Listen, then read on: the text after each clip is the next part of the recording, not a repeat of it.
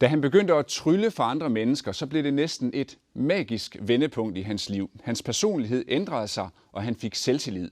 13-årige David Pedersen er hovedperson i dagens afsnit af Det bedste i verden. Jeg har taget en gryde med her, en kasserolle, med noget meget, meget tyndt papir. Der er ikke sådan andet i den. Så tager jeg lige og sætter ild til det her papir.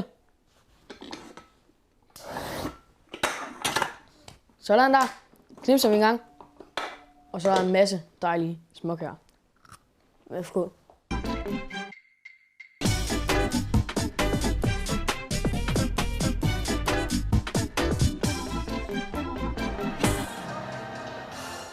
Ja, mine damer og herrer, tak for det store bifald.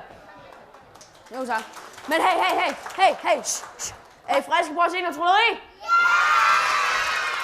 Sådan der. Det er ikke til at se det i dag, men David Christensen var engang en sky og tilbageholdende dreng, der aldrig turde sige noget i skolen. Jeg var engang genert. Det var ikke særlig fedt at være genert, fordi at man bliver ikke sådan hørt sådan rigtigt. Hokus! Sådan der. Nu er terningen forsvundet. Den er der forsvundet, er den ikke det? Til at starte med var det svært for mig at gå ind på en eller anden kæmpe scene foran flere hundrede mennesker, men nu er jeg blevet vant til det. Og det giver enormt meget selvtillid for mig. Det gør det helt vildt meget. David Christensen har et rigtig godt råd til andre generte børn.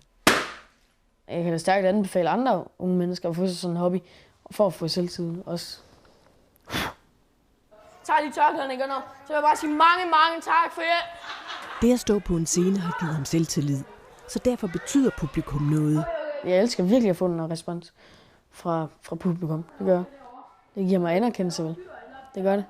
Det er jo også en stor ting. Han overvandt sin generthed ved at optræde med trylleriet, og hans store forbillede Rune Klan har efter sigende også kæmpet med sin generthed. Han er simpelthen så dygtig, og det er godt noget af den stil, jeg kunne tænke mig at lave.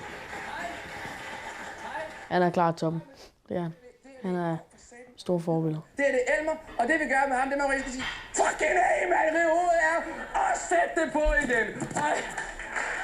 Jeg har både drama i tricket, og det er et enormt fedt trick. Publikum, de bliver meget forskrækket, sådan, og de skal vide, har den øjnene godt, men har det jo fint, selvom hovedet lige er blevet rykket af og så på igen. Og det er det, jeg synes, der er fedt. Han har faktisk selv et trick med en kanin, der går grueligt meget igennem. Ja, det vigtigste, kaninen kan til det her trick her, det er, at den kan sidde fuldstændig stille, og når hovedet ikke må hoppe, eller ryste, eller bare noget som helst, fordi så afslører det meget, meget tricket. Når jeg har åbnet sådan en låge, så skal den gå fremad, og det er det, den er trænet op til. Sådan der, og sådan. Så er vi fuldstændig parat til at trylle med snuske. Hvad? I ser så underlige ud. Hvad er der vejen?